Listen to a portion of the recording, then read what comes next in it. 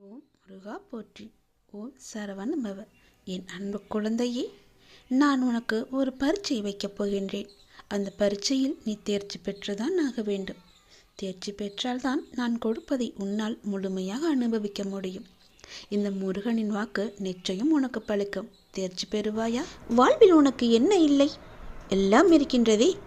சந்தோஷம் என்று நினைத்துக்கொள். எல்லாம் சந்தோஷமான சூழலாய் உன்னை வந்து சேரும். நிம்மதியாய் இருக்க வேண்டும். நினைத்தால் எதையும் எந்த சூழ்நிலையும் உன்னை விடவும் நீ உன் உயிராய் தவம் இருக்கும் உன் அப்பாவை விட பெரிது எதுவும் இல்லை. நமக்கு வரும் கஷ்டங்களை நம்மால் தாங்க முடியும் என்ற மென்மையாய் உன்னிடம் சொல்லிக்கொள். உனக்கு பரீட்சை வைக்கிறேன் என்று நீ நினைப்பது சரிதான். எதற்கு அந்த பரீட்சை என்று நீ என்னிடம் கேட்கலாம். உன்னை ஒரு இடத்தில் இன்னொரு இடத்திற்கு உயர்த்த பல விஷயங்களை நீ கற்று தேர்ந்தவை. அதை நீ உன் புதிய நிகழ்வுகள் எப்படி அதை செயல்படுத்தப் போகிறாய் என்பதை நான் கண்கூடாக பார்க்க வேண்டும். அதற்கு நீ தயாராகிவிட்டாயா என்று பார்ப்பதற்காகத்தான் இப்பொழுது உனக்கு அந்த பரீட்சையை வைக்கப் போகிறேன். அதற்காக எவ்வளவு காலம் என்று நீ நினைப்பது சரிதான். ஆனால் முழுமையான முறையில் ஒன்றை தயாரித்தால்தான் அது நல்ல முறையில் இருக்கக்கூடும். அது நீண்ட காலத்திற்கு உன் கூடவே வரும். அது நல்ல முறையில் இருக்க வேண்டுமென்றால் நான் உனக்கு இந்த வைக்கும் பரீட்சையில் நீ தேர்ச்சி பெற்றுதான் ஆக வேண்டும். நான் இப்படி செய்வதற்கு காரணம் உன்னை நீ இன்னும் சிறிது மாற்றிக்கொள்ள வேண்டும் என்பதற்காக. எனக்கு புரிகிறது, நீ உனக்குள்ளே சண்டை அடித்து கொண்டிருக்கின்றாய். எது சரி எது தவறு என்று. தவறு என்றால் அதை மாற்ற நீ உன்னிடத்திலேயே யுத்தம் புரிந்து கொண்டிருக்கின்றாய். இந்த நிலையற்ற சூழலெல்லாம் நிறைவான நிலையுள்ள வாழ்க்கையை உனக்கு கொடுக்கத்தான் நான் இந்த குழப்பமான மனநிலையை உனக்கு கொடுத்து கொண்டிருக்கின்றேன். இந்த குழப்பத்தை கண்டு நீ பயந்து விடாதே.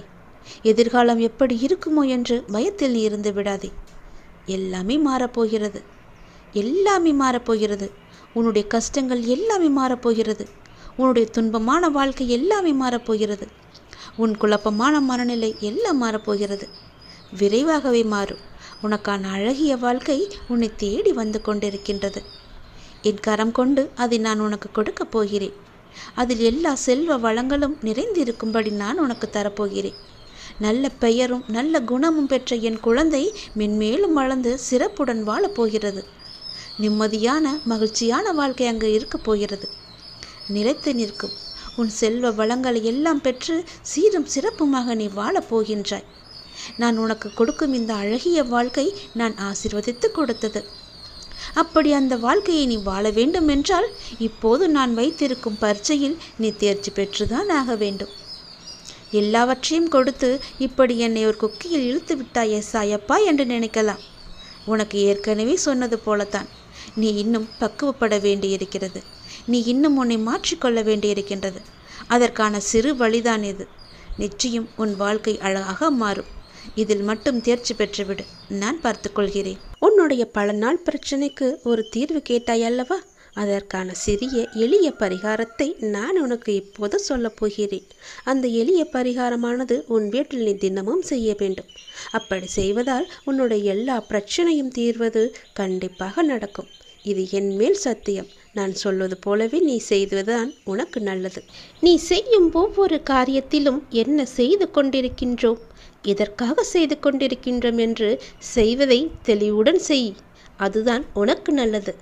தவறுகளை ஒப்புக்கொள்ளும் தைரியமும் அதை திருத்திக் கொள்வதற்கான பக்குவமும் தான் உன்னுடைய முதல் வெற்றிக்கான வழி என்பதை நீ மறந்து விடாதே.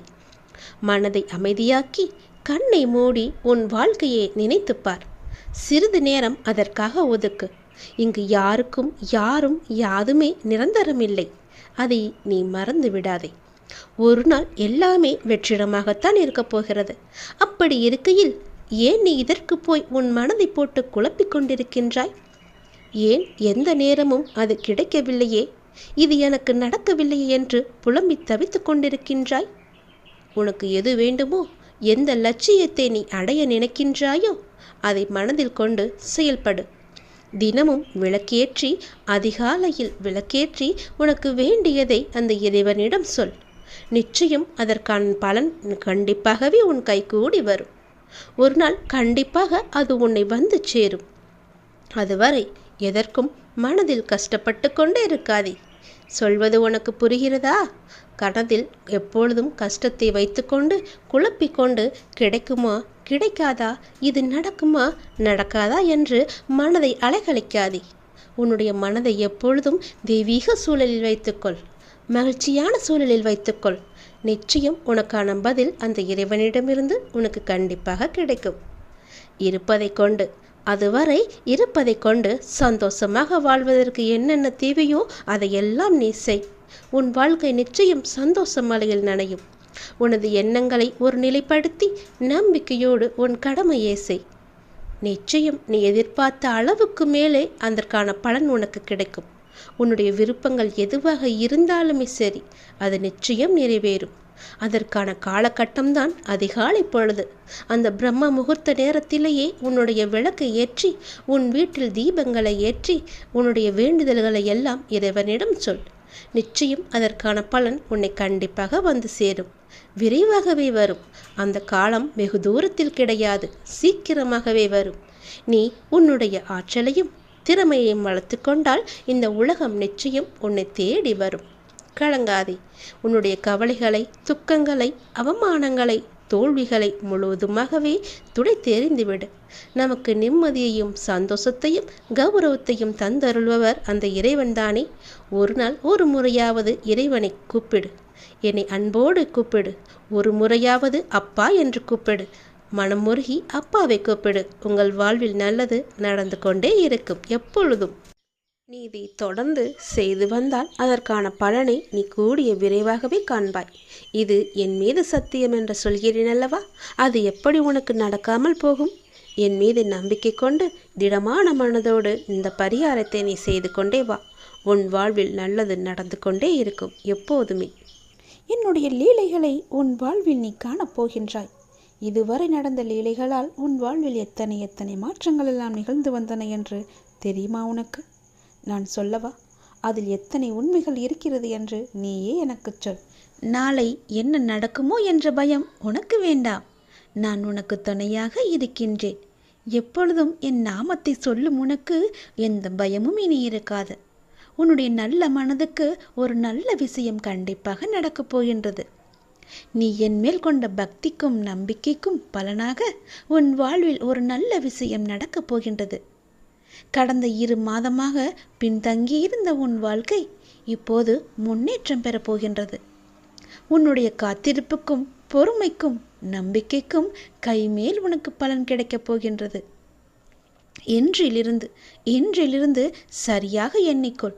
இன்றிலிருந்து 48வது நாளில் நல்ல மகிழ்ச்சியான நிகழ்வுகள் எல்லாம் உன் வாழ்வில் நடக்கப் போகின்றன. நேர்மறை எண்ணத்தோடு உன் வாழ்வை நீ நடத்த வேண்டிய நேரம் வந்துவிட்டது. நேர்மறை எண்ணத்தோடு வாழ்வை நடக்க வேண்டிய நிகழ்வுகள் எல்லாம் தானாக நடைபெறும். உன்னுடைய தடைகள் எல்லாம் அகன்றுவிடும். உனக்கு புதிய வழிகள் எல்லாம் பிறக்கும். அந்த வழிகளில் முட்கள் இருந்தால் அதை பற்றி எல்லாம் நீ கவலைப்படாதே.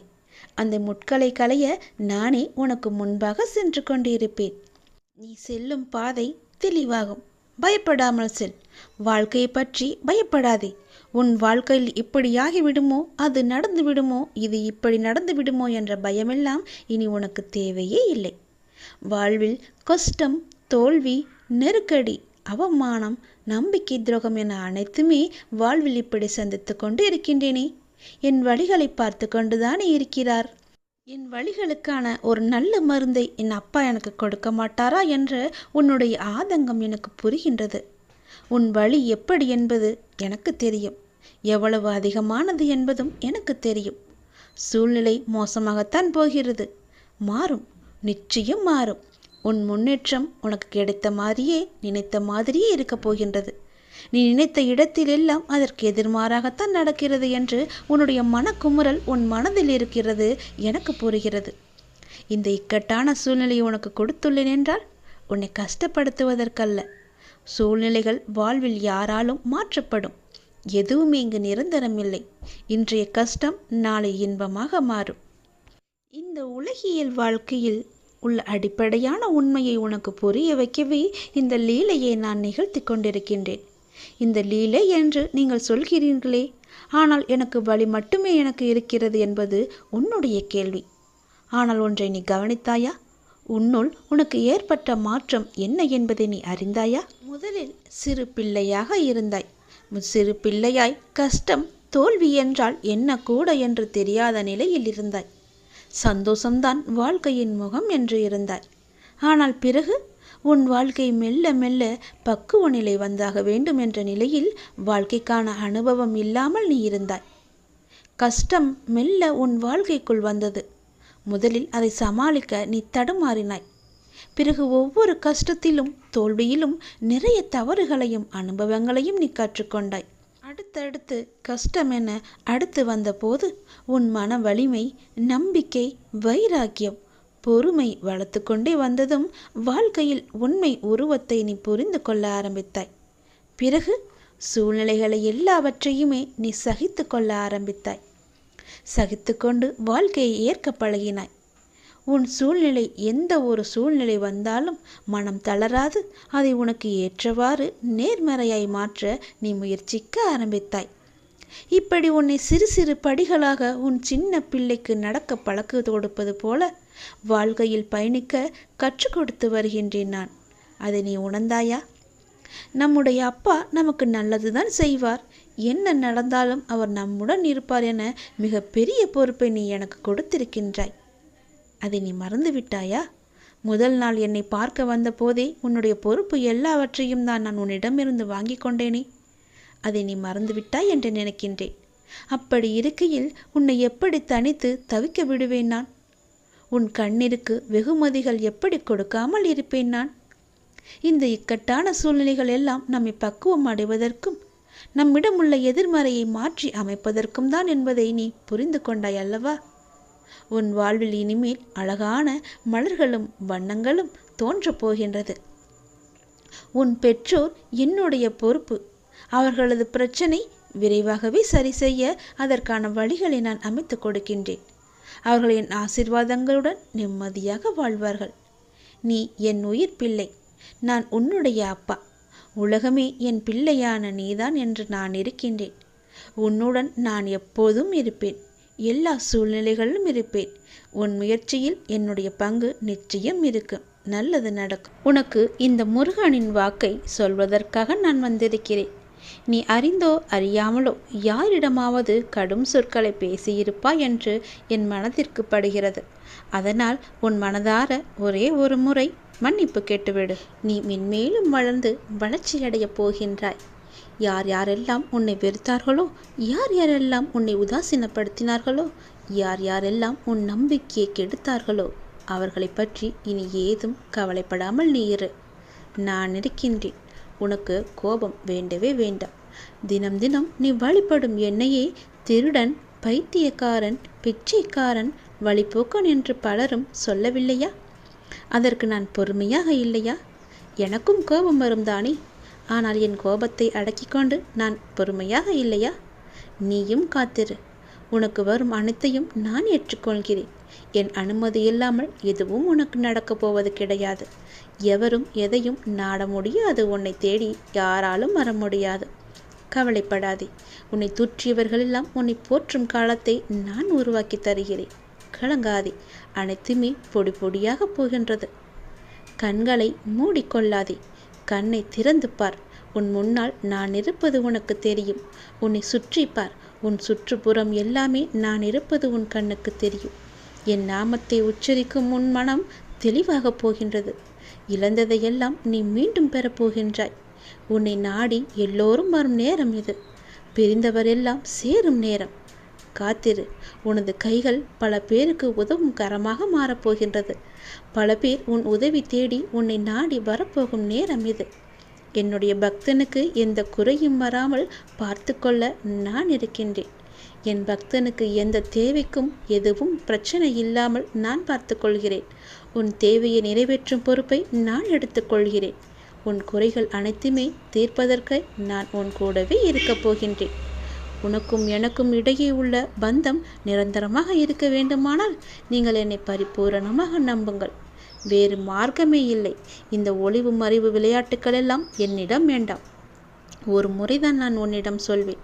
நீ மென்மேலும் வளர்ந்து வளர்ச்சி அடைய வேண்டுமென்றால் நான் சொல்வதையெல்லாம் கேள். நீ இழந்ததையெல்லாம் மீண்டும் பெற வேண்டுமென்றால் நான் சொல்வது போலவே நீ செய். உன்னை பிரிந்தவர் எல்லாம் உன்னை தேடி வரும்படி நான் அமைத்து தருகிறேன். பிரிந்தவர் உன்னை சேரும் நாளை நான் அமைத்து தருகிறேன். நீ பல பேருக்கு உதவ வேண்டும் என்று நினைத்தால் நான் சொல்வது போலவே நீ செய். நீ அறிந்தோ அறியாமலோ யாரிடமாவது கடும் சொற்களை பேசியிருந்தால், அவர்களுடைய மனம் காயப்படும்படி நடந்திருந்தால், அவர்களிடம் மனதுக்குள் மன்னிப்பு கேட்டுக்கொள். அது ஒரு கர்வமாக பின்தொடர்ந்து கொண்டே இருக்கும். உன்னுடைய மனம், வாக்கு, செயல் மூன்றும் கருமாவை தரவல்லது. அதை நீ உபயோகப்படுத்தும் போது கவனமாக இருக்க வேண்டும்.